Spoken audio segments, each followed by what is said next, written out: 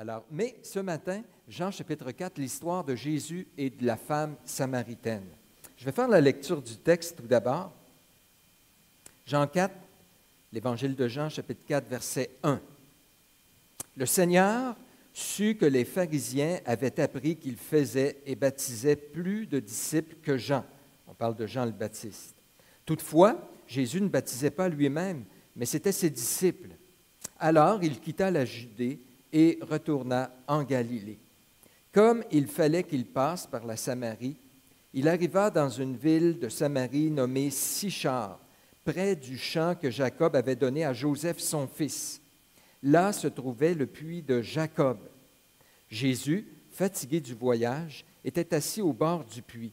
C'était environ la 6e heure, c'est-à-dire midi. Une femme de Samarie vint puiser de l'eau. Jésus lui dit, « Donne-moi à boire », car ses disciples étaient allés à la ville pour acheter des vivres. La femme samaritaine lui dit, « Comment, toi qui es juif, me demandes-tu à boire à moi qui suis une femme samaritaine? » Les Juifs, en effet, n'ont pas de relation avec les Samaritains. Jésus lui répondit, « Si tu connaissais le don de Dieu, et qui est celui qui te dit, « Donne-moi à boire », tu lui aurais toi-même demandé à boire, et il t'aurait donné de l'eau vive. « Seigneur, lui dit la femme, tu n'as rien pour puiser, et le puits est profond. D'où aurais-tu donc cette eau vive? Es-tu plus grand que notre père Jacob qui nous a donné ce puits et qui en a bu lui-même, ainsi que ses fils et ses troupeaux? » Jésus lui répondit, « Quiconque boit de cette eau aura encore soif. Mais celui qui boira de l'eau que je lui donnerai n'aura jamais soif. Et l'eau que je lui donnerai deviendra en lui une source d'eau qui jaillira jusque dans la vie éternelle. » La femme lui dit, « Seigneur, donne-moi cette eau, afin que je n'ai plus soif et que je ne vienne plus puiser ici. » « Va, lui dit Jésus, appelle ton mari et viens ici. » La femme répondit, « Je n'ai pas de mari. » Jésus lui dit, « Tu as eu raison de dire, je n'ai pas de mari, car tu as eu 5 maris, et celui que tu as maintenant n'est pas ton mari. En cela, tu dis vrai. » « Seigneur, lui dit la femme, je vois que tu es prophète. Nos pères ont adoré sur cette montagne, et vous dites que le lieu où il faut adorer est à Jérusalem. » « Femme, lui dit Jésus, crois-moi, l'heure vient où ce ne sera ni sur cette montagne, ni à Jérusalem que vous adorerez le Père. Vous adorez ce que vous ne connaissez pas. Nous adorons ce que nous connaissons, car le salut vient des Juifs. Mais l'heure vient, et elle est déjà venue, où les vrais adorateurs adoreront le Père en esprit et en vérité, car ce sont là les adorateurs que le Père demande. Dieu est esprit, et il faut que ceux qui l'adorent en esprit et en vérité. La femme lui dit, « Je sais que le Messie doit venir, celui qu'on appelle Christ. Quand il sera venu, il nous annoncera toutes choses. » Jésus lui dit, « Je le suis, moi qui te parle. » Un peu plus loin, les Samaritains, au verset 39, elle est allée vers les Samaritains, verset 39, plusieurs Samaritains de cette ville crurent en Jésus à cause de cette déclaration formelle de la femme. Il m'a dit tout ce que j'ai fait. Aussi, quand les Samaritains vinrent le trouver, ils le prièrent de rester auprès d'eux, et il resta là 2 jours. Un beaucoup plus grand nombre crurent à cause de sa parole, et il disait à la femme, « Ce n'est plus à cause de ce que tu as dit que nous croyons, car nous l'avons entendu nous-mêmes, et nous savons qu'il est vraiment le Sauveur du monde. » Tout un texte, hein? Je vois dans ce texte comment Jésus défie les bases, les fondations, les fondements de la religion humaine. De quelque religion que ce soit, mais surtout ici, la religion des Samaritains et la religion des Juifs. Parce que dans ce texte, il y a comme une espèce de confrontation, là. Il y a les Samaritains qui avaient leur montagne, le mont Garizim. Ils s'étaient bâtis un temple là, et c'est là qu'ils adoraient Dieu, mais en prenant juste une partie de l'Ancien Testament. La religion des Samaritains, eux, acceptaient juste les 5 premiers livres, le Pentateuque. S'était créé une espèce de petite religion Et donc, ils pratiquaient ça du mieux qu'ils pouvaient. D'un autre côté, il y avait les Juifs qui, eux, adoraient bien sûr à Jérusalem, dans le temple. Et il y a cette confrontation. Et la femme l'amène à un moment donné en disant, bon, vous dites, vous, que le lieu où il faut adorer est à Jérusalem, puis nous, on adore en Samarie, sur le mont Garizim, bon, tout ça. Et Jésus va parler de ce sujet-là. Mais Jésus, peu importe que ce soit la religion des Samaritains ou celle des Juifs, leurs valeurs, leurs pratiques, leurs croyances, Jésus défie tout cela.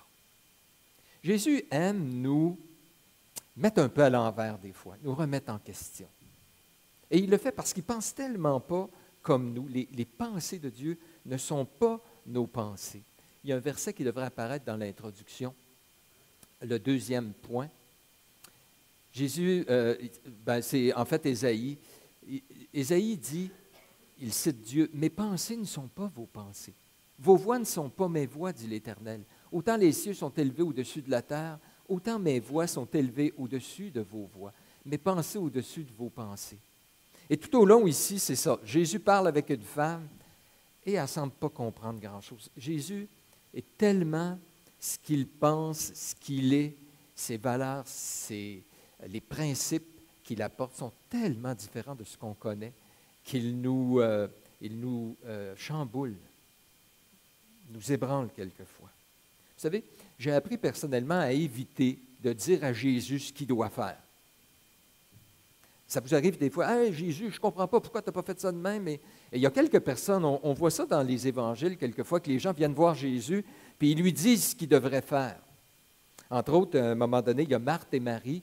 Marthe a dit, « Hey Seigneur, ça ne te fait rien, regarde ma sœur, elle ne m'aide pas pour le repas. » Elle va dire, « Seigneur, faites quoi avec ça? Je vais te dire, moi, qu'est-ce qu'il faut faire. » Le Seigneur dit, « Marthe, Marthe, Marthe, tu t'inquiètes, tu t'agites pour beaucoup de choses. Une seule chose est nécessaire. » Quand tu dis à Jésus qu'est-ce qu'il doit faire habituellement, il va se retourner vers toi et il va dire, « Oups, il y a quelque chose que tu ne comprends pas, là. » Il y a un homme aussi, dans l'Évangile de Luc au chapitre 12, il est venu voir Jésus, il dit, « Hey Jésus, dis à mon frère de partager l'héritage avec moi. » Le Seigneur, il ne se tourne pas vers son frère, il se tourne vers lui.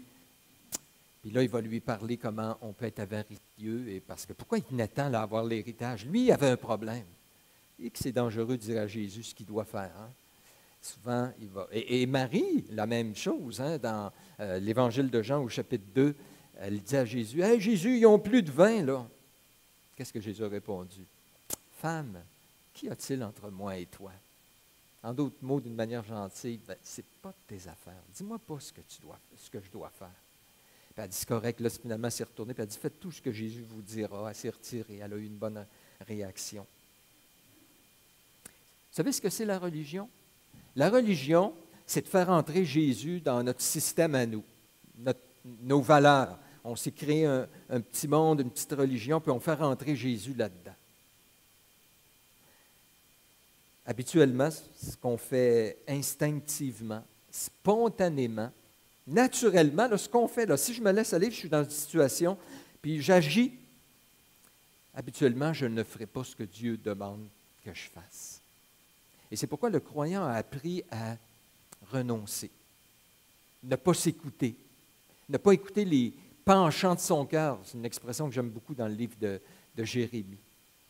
Et quand tu arrives dans une situation, puis qui, naturellement, instinctivement, il ferait quelque chose par lui-même, qu'est-ce qu'il fait? Il prend un recul, puis il dit, « Oh Seigneur, c'est-tu vraiment ça que tu veux que je fasse? » Et va plutôt aller considérer l'Écriture.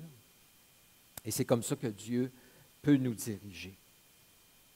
Bien ici, c'est ce qui arrive. Les Juifs avaient une religion et c'était bien cadré. Les Samaritains avaient une religion et Jésus va défier tout cela. Comment il va défier? De trois façons qu'il va défier les bases de la religion. Premièrement, Jésus va défier les bases de la religion en interpellant une personne différente. En interpellant une personne différente dès le départ. Cette femme-là que Jésus vient rencontrer. Je vous fais remarquer un petit point, OK? Verset 4. « Comme il fallait qu'il passe par la Samarie. » Il fallait qu'il passe par la Samarie. Quelques interprètes vont dire, ben, quand tu regardes de façon géographique, Jésus était en Judée et il devait se rendre en Galilée, puis la façon la plus naturelle, c'était de passer par la Samarie. Donc, il fallait géographiquement qu'il passe par la Samarie. C'est tout, selon eux, ce que le texte dit ici. Mais à toutes les fois qu'on a dans les évangiles le mot « il faut que Jésus fasse quelque chose », ça réfère beaucoup plus à un plan que Dieu a établi pour lui. Et je crois que c'est ça ici. Jésus avait un rendez-vous avec une femme pour lui présenter le salut. Il fallait qu'il rencontre cette femme-là. Mais ce qui est intéressant, c'est de considérer, c'est qui la femme que Jésus choisit, aime, veut amener au salut. C'est qui cette femme-là? Et c'est la femme totalement différente de ce que les Samaritains choisissaient, puis de ce que les Juifs choisissaient. N'est-ce pas? D'abord, c'était une femme. Et au verset 27, on nous dit que, bon, Jésus a parlé avec la femme, puis quand les disciples sont arrivés, c'est écrit au verset 27 qu'ils étaient étonnés de voir que Jésus parlait avec une femme. Jésus défie toutes les conventions. Qu'un homme parle avec une femme, à l'époque, il semble que ça ne se faisait pas si normalement, facilement que ça. Jésus parle, elle a besoin, c'est une femme, peu importe. OK? Première chose, c'est une femme. Mais en plus, c'est une Samaritaine. Et on nous dit dans le texte, puis c'est elle-même qui le dit, comment ça se fait? Parce que Jésus lui dit, donne-moi à boire. Jésus est fatigué, arrive au puits, puis il lui dit, donne-moi à boire à cette femme-là. Puis elle est étonnée, elle dit, hein, comment ça se fait que tu me parles, toi qui es un Juif, à moi qui est une Samaritaine? Et il y a une petite note qui est ajoutée, en effet, les Juifs n'ont pas de relation avec les Samaritains. Alors, c'était une femme, une Samaritaine, Jésus est un Juif, il n'aurait pas dû parler à une Samaritaine selon les normes, les conventions sociales de l'époque. Il n'aurait pas dû lui parler, puis elle-même, ça l'étonne. Pourquoi il y avait ce problème entre les Juifs et les Samaritains? Ça remonte à il y a longtemps. Vous vous rappelez la division qui a eu lieu en Israël du temps de Roboam? Hein? Il y a eu les 10 tribus du nord, puis il y a eu les 2 tribus du sud, donc Juda puis Israël, on les appelait comme ça. Et Israël, en 722, lui, a été déporté par les Assyriens. Il était trop méchant. Dieu les fait déporter, mais il y a un reste qui demeure à Jérusalem, des pauvres surtout. Et les Assyriens ont envoyé d'autres pour s'installer là, et ça a donné une espèce de peuple mélangé, juif mélangé avec des païens, et jamais les Juifs ont accepté ces gens-là comme faisant partie du peuple de Dieu. C'était des païens, c'était un mélange malsain pour eux. Alors ils les rejetaient. Puis en plus de ça, il y avait la religion juive. Les gens qui sont venus et qui sont mêlés à eux ont apporté leur propre religion. Ça a donné une espèce de syncrétisme là, qu'on appelle un mélange de religions, tout mélangé. Et les Juifs, donc, parce que c'était un peuple mélangé, parce que leur croyance était mélangée, les ont carrément rejetés. Pour eux, là, c'était le pire que l'humanité ait pu porter d'être un Samaritain. Et on nous dit qu'il n'y avait aucune relation avec eux. Pourtant, Jésus vient, parle à cette femme, cette Samaritaine, puis même lui demande à boire. Puis quand il dit les Juifs, en effet, n'ont pas de relation, je ne suis pas sûr que c'est la meilleure traduction. L'idée ici, c'est qu'ils n'ont pas d'espèce de communion spirituelle, puis surtout qui fait qu'ils boivent ou ils mangent ensemble, qu'ils échangent des instruments. Ça, c'est plus l'idée. Parce que quand même, les Juifs traitaient un peu avec les Samaritains. La preuve, c'est que les disciples étaient partis en Samarie pour aller chercher de la bouffe, hein, on nous dit dans le texte. Alors donc, il y avait certaines relations avec les Samaritains. Ils achetaient d'eux, ils vendaient, etc. Mais religieusement, il n'était pas question de s'asseoir, de manger, parce qu'il était impur, puis il aurait pu rendre impurs les Juifs. Jésus, lui, s'approche de cette femme samaritaine. Il fallait qu'il passe par là. C'est elle qui a choisi. On a l'impression, nous autres, que Dieu, là, de son ciel, regarde sur la terre. Puis là, il veut choisir un peuple. Il prend les gens qui ont une cote morale, qui ont une éthique. C'est des gens qui sont bons. Puis là, Dieu les choisit pour former son peuple. Et Dieu aime choisir les choses viles, rejetées, faibles de ce monde. Et non seulement ça, mais c'est une femme aussi immorale, parce que Jésus va parler avec elle, à un moment donné, il lui dit, veux-tu aller chercher ton mari? Elle dit, j'ai pas de mari. Il dit, tu fais bien de dire que tu n'as pas de mari parce que tu en as eu 5. Donc, elle a été mariée 5 fois. On peut toujours penser qu'ils sont morts les 5, là, mais ça serait une coïncidence pas mal. Alors, probablement qu'elle a été divorcée, peut-être rejetée par ses principaux, ses maris, etc. Puis il dit, celui avec qui tu es maintenant, ce n'est pas ton mari. Donc, elle vivait en concubinage avec quelqu'un, puis le Seigneur fait ressortir ça. Et d'ailleurs, si elle va au puits, puiser de l'eau à midi, ce n'était pas l'heure normale parce que c'était le rôle des femmes à l'époque d'aller chercher l'eau au puits. Et souvent, elles allaient en groupe, soit le matin de bonne heure parce qu'il faisait moins chaud. À midi, le soleil tape sur la tête. Puis, donc, il allait de bonne heure le matin ou tard le soir, puis il allait en gang. Elle est là à midi, toute seule. Alors, probablement qu'elle était rejetée par les Samaritains. Elle ne convenait pas non plus à la religion samaritaine. Et peut-être à cause de son immoralité, pas nécessairement une prostituée, mais un genre de vie qui n'est pas selon la loi. Et Jésus lui parle et lui dit, « Donne-moi à boire. » Et dans le fond, il va entreprendre une conversation avec elle qui va amener Jésus à lui offrir le salut. Puis même, elle va partir de là en oubliant sa cruche, en laissant là sa cruche. Elle reconnaît qu'il est un prophète. Elle entend qu'il est le Messie. Elle parle de lui à part, elle va partir de lui. Elle va parler de lui, pardon. Et influencer même les gens qui la rejetaient, les autres Samaritains.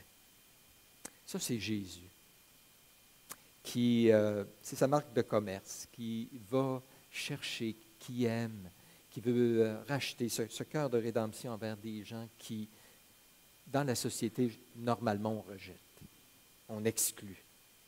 Jésus avait un rendez-vous avec elle. Je lisais un livre cette semaine, puis l'auteur, qui est un pasteur d'une église, racontait une histoire vraiment intéressante. Il y avait un groupe de chrétiens qui était dans une réunion de prière. Et voilà qu'entre un homme visiblement ivre. Et là, il parle de la réaction du groupe. Alors, vous imaginez un groupe chrétien, hyper spirituel, mature. Ils sont en train de prier. Il arrive un gars ivre. Quelle est la réaction? Et là, il parle, généralement, les gens étaient outrés, fâchés. Voyons, qu'est-ce qu'il fait ici? Lui, c'est inacceptable dans une condition comme celle-là. Quand on voit quelqu'un comme ça qui est en dehors des normes du groupe, là, il faut qu'il soit sanctionné, il faut y parler, il faut le mettre dehors, c'est inacceptable. Et le groupe était un peu en réaction face à tout ça.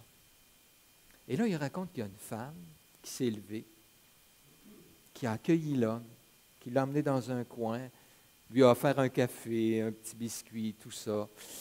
Pris le temps de parler avec lui. Finalement, il a dégrisé un peu.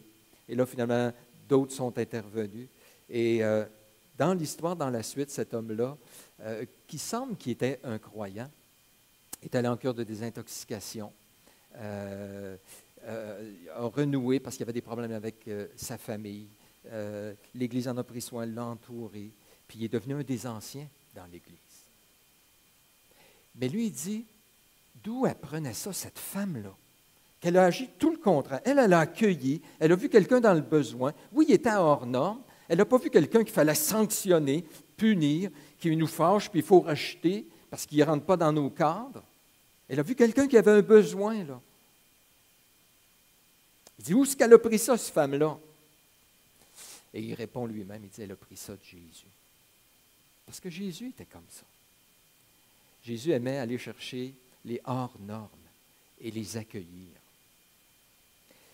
À un moment donné, Jésus, dans Jean 8, on nous raconte l'histoire d'une femme, une prostituée, vous la connaissez. Puis les pharisiens l'amènent vers Jésus, puis ils disent, Jésus, dans la loi, on dit de lapider une telle femme, toi, qu'est-ce que tu dis? Et là, Jésus dit, bon, que celui qui est sans péché lui tire la première pierre. Mais ensuite, quand Jésus se retrouve tout seul avec elle, parce qu'ils ont tous quitté, personne n'a pu lui lancer la pierre, Jésus dit, vous vous rappelez, je ne te condamne pas, va et ne pêche plus. que c'est intéressant l'ordre dans lequel Jésus dit les choses. Il ne dit pas « Arrête de pécher, puis je ne te condamnerai pas. » Non, non, je ne te condamne pas. Va y. Si on inverse les choses, on perd le christianisme. Vous comprenez? Si on inverse l'ordre, qu'il faut que les gens qui se joignent déjà aient fait un minimum de sanctification, de progrès, qui aient vaincu leurs gros péchés, puis là, ils se joignent à nous. Mais s'ils viennent, puis que le moindrement, ils ne sont pas comme nous, qu'on les rejette, on détruit le christianisme. C'est comme ça. La Bible nous dit que Dieu prouve son amour envers nous en ce que lorsque nous étions encore des pécheurs, Christ est mort pour nous. Dieu n'était pas là dans son ciel puis dire non, non, là c'est inacceptable. Hey, regarde comment que vous agissez, vous méritez d'être sanctionné, d'être condamné, d'être jugé. Réglez vos affaires, puis après, là, je vous accepterai. Alors qu'on était encore des pécheurs, Dieu nous a regardés d'une manière favorable pour nous racheter. C'est ça le christianisme. Et j'aimais ça parce que l'auteur dans le livre, il dit « J'ai jamais vu personne se mettre à aimer Jésus parce qu'il a été en contact avec un groupe de chrétiens qui montait les standards puis qui le condamnait. J'ai jamais vu quelqu'un se mettre à aimer Jésus comme ça.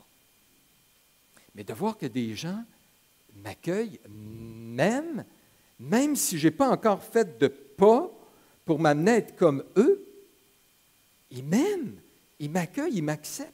Ils sont comme Jésus. Hey, c'est comme ça que Jésus est. Wow! Et là, on aime Jésus, puis après, va et ne pêche plus. On va aider parce que Jésus, le péché lui déplaît aussi. Donc, Jésus renverse toutes les bases de la religion de l'époque en accueillant, en témoignant à cette femme, en lui parlant du salut. C'est encourageant. 2, Jésus va défier toutes les bases de la religion, des religions de l'époque, autant les Juifs que les Samaritains, en offrant quelque chose à cette femme, une eau. Il lui offre une eau. Je veux juste vous lire quelque chose, peut-être revenir dans le texte. Quand Jésus lui dit, « Si tu savais qui est celui qui te parle, et si tu savais le don de Dieu, tu m'aurais toi-même demandé à boire, puis je t'aurais donné une eau vive. » Et remarquez la réponse de la femme.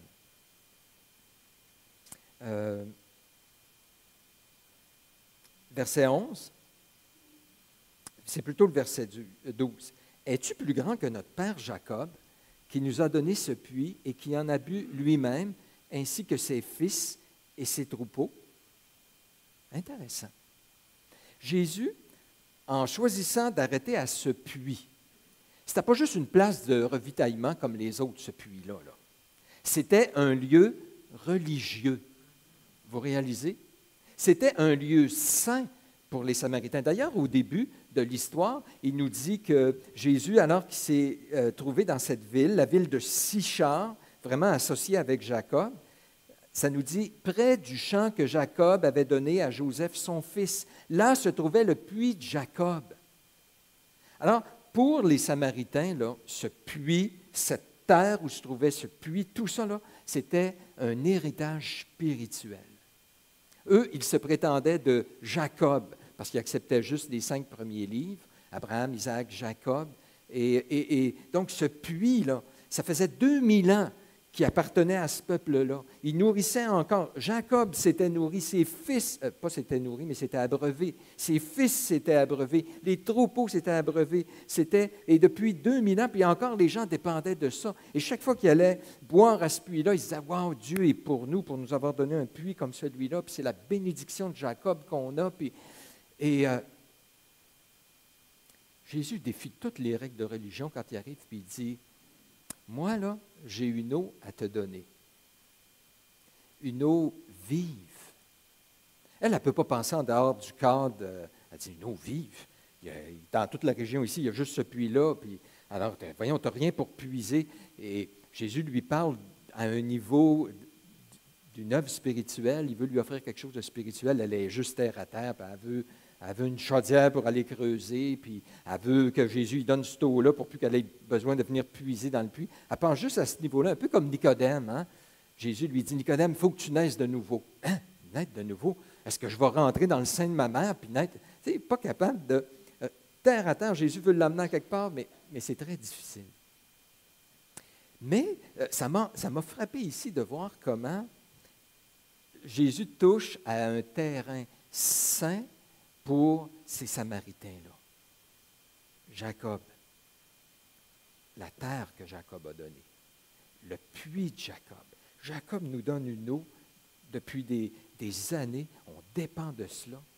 Puis quoi, Jésus, toi, tu te penses plus grand que Jacob, là? En offrant quelque chose comme ça, veux-tu remplacer Jacob? Et en effet, donc, Jésus offre une eau différente parce qu'il est plus grand que Jacob. La religion a toujours tendance à élever les êtres humains, certains êtres humains, pas vrai? Tu sais, pour les Juifs, là, eux autres, ils se disaient des fils d'Abraham. D'ailleurs, quand Jean-Baptiste parlait avec les Juifs, il disait, hey, nous, on est des fils d'Abraham. Ils ont dit ça à Jésus, on est des fils d'Abraham. Abraham, hey, c'est notre père. Tantôt, c'était Moïse. Hey, on a Moïse. Moïse est notre leader. C'est lui qui a écrit Moïse. Hey, Moïse. Et dans l'Écriture, régulièrement, même, il y a des gens, même dans l'Église, il y avait des gens qui continuaient à être des disciples de Jean-Baptiste. Il y a des gens qui se disaient, nous, moi, je suis de Paul, moi, je suis d'Apollos, puis etc. On cherche toujours des héros, puis on aime avoir des héros parmi nous, là, des coqs, là, des gens qui... Et le problème avec ça, c'est que s'ils prennent la place que Jésus seul peut prendre, si ils se donnent des prérogatives qui appartiennent juste à Jésus, tôt ou tard, ça va nous amputer dans notre vie chrétienne. Ça va nous nuire. Je pensais à ça cette semaine, puis je me disais, prenez n'importe quelle église, OK? Si les leaders ont le moindrement la tendance à se donner une place d'importance, puis demain matin, ces leaders-là disparaissent, qu'est-ce qui arrive de l'Église? Un accident ou carrément, même le pire, qui abandonne la foi.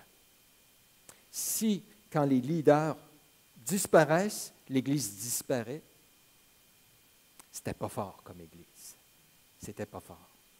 Il y a place, et là je ne suis pas en train de dire qu'il ne faut pas faire confiance à nos leaders qui n'ont pas de rôle de nous enseigner. Au contraire, l'Écriture le dit. Mais c'est des serviteurs de Dieu. Nos regards sont sur Dieu, puis même on vérifie chaque jour si ce qu'ils nous disent pour être sûr que c'est conforme à ce que Jésus enseigne. Mais eux, là, se prétendaient être Jacob, étaient attachés à Jacob. Puis elle lui dit, hey, prends-tu pour plus grand que Jacob?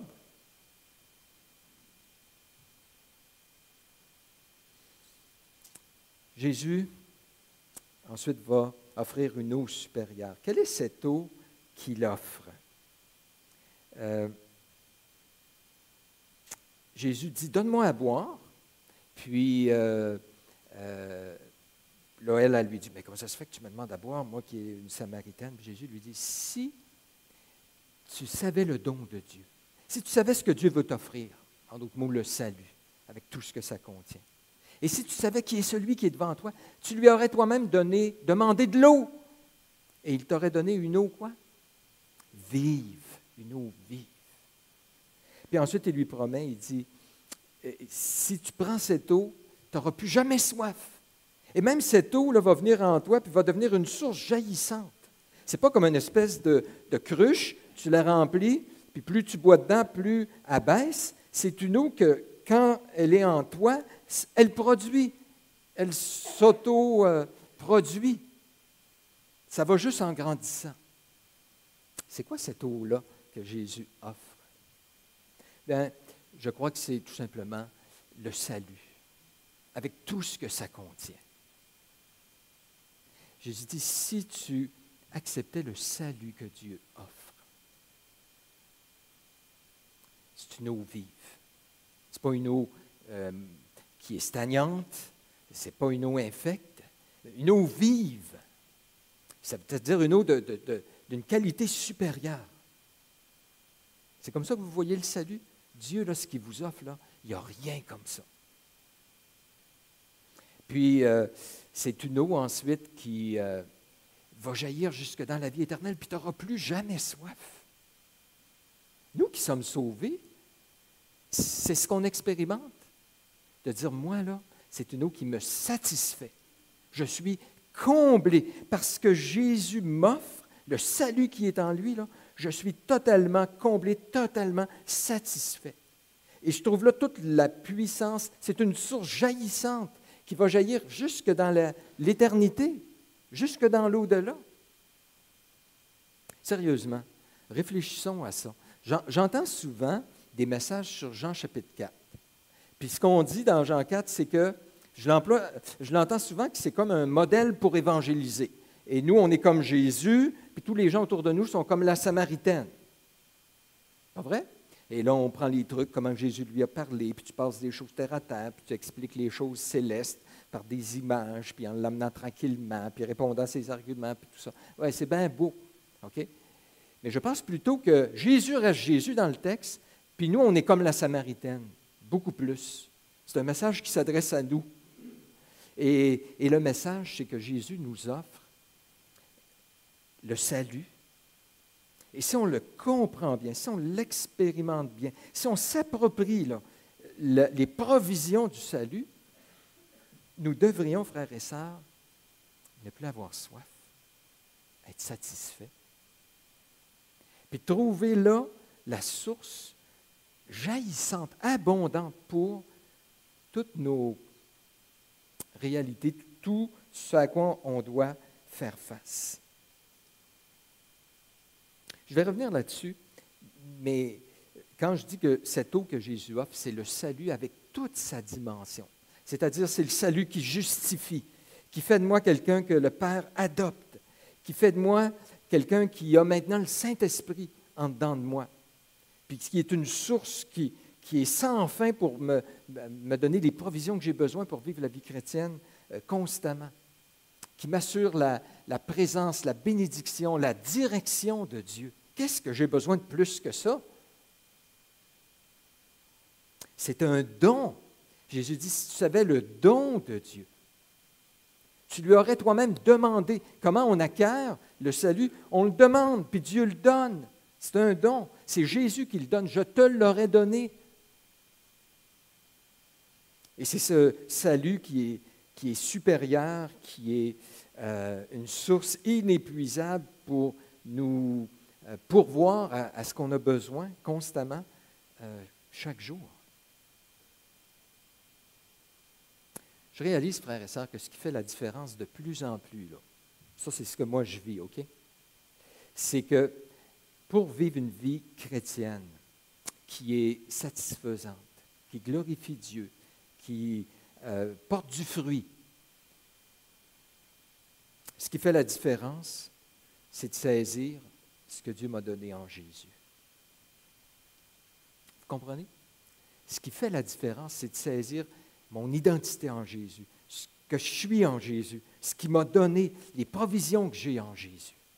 Quand je me retrouve devant une situation complexe, difficile, j'ai envie de me décourager, tout ça, en fait, ce que je dois faire, c'est de dire, attends un peu, Jésus me promet que le salut que j'ai là tout ce que j'ai besoin pour vivre, pour être satisfait, porter du fruit, le glorifier. Alors, arrêtons de chercher de midi à 14 heures, puis un peu partout. Approfondissons, c'est quoi que Dieu nous a donné. Exemple, Dieu me demande de faire quelque chose qui me dépasse. Ça vous arrive? J'espère, parce que la Bible est remplie de standards, de choses que Dieu nous demande, puis tu dis, hey, je ne suis pas capable, puis tu te rends compte que quand tu es dans le bain, je n'ai pas ce qu'il faut, je n'ai pas la ressource. OK? Pourtant, tu dis, Jésus, dans le texte, que je ne dois pas avoir soif, puis que le salut, c'est une source sans fin, d'une provision de ce que j'ai besoin. Bien, justement. Alors, Seigneur, puisque je ne suis pas capable, veux-tu me donner ce que j'ai besoin? C'est là dans le salut. veux-tu me donner la grâce? Veux-tu venir le produire en moi? Et je peux être en paix, satisfait, pas m'écraser en disant, ah, je ne l'ai pas encore, puis là, il faut que je fasse des efforts. La femme a dit, Seigneur, si tu me donnais cette eau, je serais tellement content, je n'aurais pas besoin de venir puiser. Parce que c'était quand même quelque chose là, pour s'abreuver. Elle devait venir une fois, peut-être 2 fois par jour, traîner sa cruche qui est pesante, aller puiser ça au fond, ramener ça à la maison. Et c'était jour après jour, toujours à recommencer, puis c'est lourd. Jésus dit, sais-tu, le salut, là, c'est moi qui te donne à boire, puis c'est une source ensuite qui jaillit d'elle-même. Ta cruche est tout le temps pleine, puis elle déborde. Tu n'as pas besoin d'aller puiser, t'as pas besoin ça ne dépend pas de toi là, que tu es obligé de faire le travail, puis de te morfondre. Et j'aime ça, me reposer comme ça, parce que j'ai tendance à me mettre des poids. Quand j'arrive dans une situation où je ne sais pas quoi faire, je me sens écrasé, tout ça. Puis là, je reviens et je dis, wow, un instant, c'est quoi le salut? Le salut, c'est pour des personnes comme moi, très imparfaites, incapables par elles-mêmes. Mais Dieu dit, demande, je te le donne. Puis dans le salut, il y a la provision. Je vais le produire, ce que tu as besoin. Compte sur moi. Repose-toi maintenant, puis compte sur moi. Réjouis-toi maintenant. Sois en paix maintenant. Tu es pardonné, là. Je comprends que tu n'y arrives pas, mais tu es pardonné.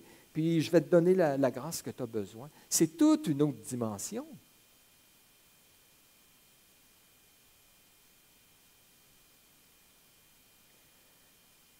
OK, je vais aller avec le dernier point. Jésus annonce aussi des choses différentes, défie les bases de la religion en annonçant une adoration nouvelle et différente. À partir du verset 20. Elle parle encore de la religion des Juifs, la religion des Samaritains, verset 20. Elle dit, nos pères, les Samaritains, ont adoré sur cette montagne, c'est-à-dire le mont Garizim. Et vous, vous dites que le lieu où il faut adorer est à Jérusalem. Les Juifs, vous, c'est à Jérusalem. Jésus lui dit, femme, crois-moi, l'heure vient où ce ne sera ni sur cette montagne, ni à Jérusalem que vous adorerez le Père. Vous adorez ce que vous ne connaissez pas. Nous adorons ce que nous connaissons, car le salut vient des Juifs. Mais l'heure vient, et elle est déjà venue, où les vrais adorateurs adoreront le Père en esprit et en vérité. Ce sont là les adorateurs que le Père demande. Dieu est esprit, et il faut que ceux qui l'adorent en esprit et en vérité. Tout un texte, toute une vérité qui est là. Elle, tout à coup, elle se met à parler d'adoration. Puis il y en a qui disent, elle a changé de sujet parce que juste dans les versets qui précèdent, Jésus venait de mettre le doigt sur le fait que elle a eu 5 maris, puis celui avec qui elle était n'était pas son mari. Donc, ils disent qu'elle a changé de sujet parce qu'elle n'était pas très à l'aise là-dedans. Je ne pense pas. Après que Jésus lui a dit ça, elle a dit, « Oh, je vois que tu es prophète. » Et elle ajoute, « Donc, si tu es prophète, probablement, elle se dit, lui, il va pouvoir démêler ça. Il y a 2 religions ici, là, puis il y a les Juifs, il y a les Samaritains. » Puis là, elle dit, « Veux-tu me démêler? » Les Samaritains disent que c'est le mont Garizim, les Juifs disent que c'est à Jérusalem. Toi, qu'est-ce que t'en dis? Tu es prophète. Et là, Jésus lui dit, vois-tu, ma réponse, c'est ni un ni l'autre. Ah oui, il y a une priorité, les Juifs, parce que le salut vient des Juifs, puis eux, ils adorent ce qu'ils connaissent parce qu'ils ont accepté toute la révélation de l'Ancien Testament. Puis vous, les Samaritains, vous adorez ce que vous ne connaissez pas, vous avez pris juste une partie, vous vous êtes créé une religion, et ce que vous adorez, ce n'est pas basé sur la vérité. Absolument. Donc oui, le salut vient des Juifs, mais même s'il vient des Juifs, il vient un temps que ça ne sera plus ni à Jérusalem, ni en Samarie. C'est une autre forme d'adoration que le Père demande, en esprit et en vérité. Quelque chose de complètement nouveau, quelque chose de complètement différent. Donc, je pense que c'est la Samaritaine qui amène ce point-là, et je pense que ce n'est pas pour rien que l'auteur l'a inclus ici, parce que ça fait toute la différence. Le genre d'adoration. Je vais juste, ça va être difficile de suivre sur le PowerPoint parce que je vois le temps filer, mais je vais juste tout de suite aller en mettant l'accent sur un point important. Le genre d'adoration que Jésus vient apporter, il dit, il vient un temps, l'heure vient, et elle est déjà venue. Intéressant. Il y a quelque chose qui vient, mais ça a déjà commencé. Elle est déjà venue. En d'autres mots, Jésus lui-même est venu inaugurer quelque chose, mais qui va se concrétiser totalement quand il va mourir, quand il va ressusciter, une nouvelle réalité. Ça, c'est le genre d'adoration maintenant de la nouvelle alliance, OK? Que Jésus a introduit, puis qui se conclut, puis qu'on vit, nous, aujourd'hui. Il dit les adorateurs que le Père demande. Le Père demande des adorateurs. Il faut que ceux qui l'adorent en esprit et en vérité. Dieu veut qu'on soit des adorateurs, mais pas de n'importe quelle manière, en esprit et en vérité. En esprit, l'idée derrière ça, je crois, c'est que dans la nouvelle alliance, Dieu maintenant donne son Saint-Esprit à son peuple. Et le Saint-Esprit qui éclaire, qui nous fait comprendre les choses de Dieu, qui nous dirige, qui nous crée des nouveaux désirs, qui rend témoignage à notre esprit, qui nous montre qui on est. Toute cette réalité-là, cette expérience qu'on a avec le Saint-Esprit, c'est ça qui doit être la base de notre adoration. On ne peut pas se convertir sans le Saint-Esprit, vous êtes d'accord? Un homme doit naître de nouveau s'il veut voir le royaume des cieux. Sans le Saint-Esprit qui nous éclaire, qui nous convainc de péché, etc., on ne peut pas se convertir. Sans le Saint-Esprit, on ne peut pas servir. Parce que les dons pour le service, c'est les dons de l'Esprit. C'est lui qui nous rend aptes, qui nous rend capables. Mais de la même manière, sans le Saint-Esprit, on ne peut pas adorer convenablement. Vous êtes d'accord avec ça? Pensez à ça, OK? On est un groupe de chrétiens, on adore. Tout à coup, Dieu enlève son Saint-Esprit. Mettons que ce serait possible. On s'en rendra-tu compte? Ça changerait quoi?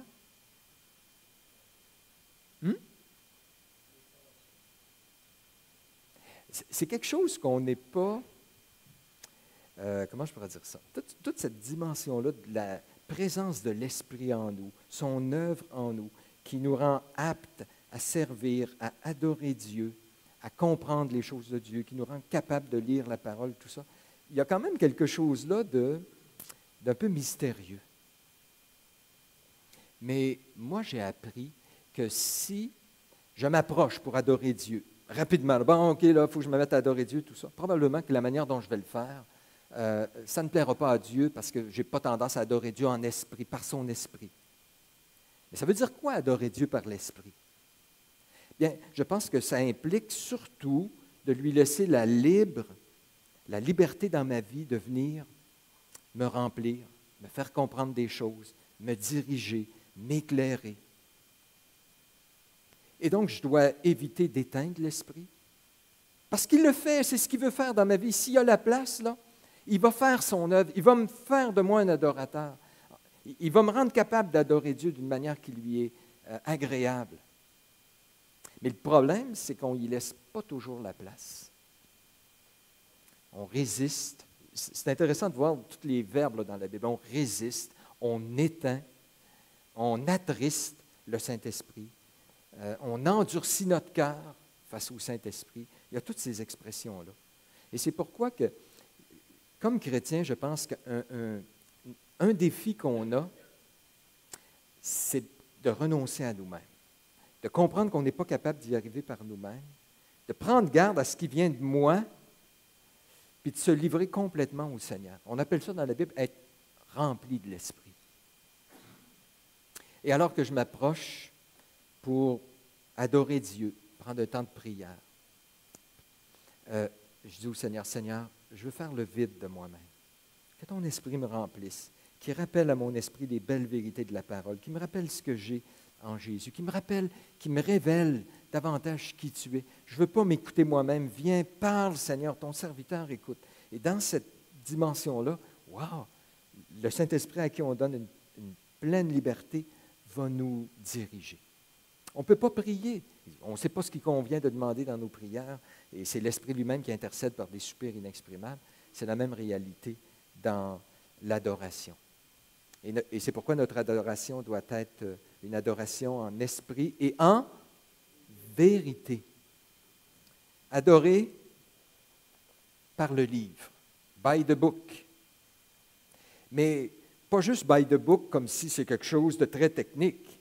On doit notre adoration, constamment, on doit évaluer, est-ce que je fais les choses comme Dieu le demande? Est-ce que je suis basé? Est-ce que mon approche, j'ai bien compris que c'est à cause de Jésus, je me base sur la parole, mais tout cela éclairé par le Saint-Esprit, en esprit et en vérité.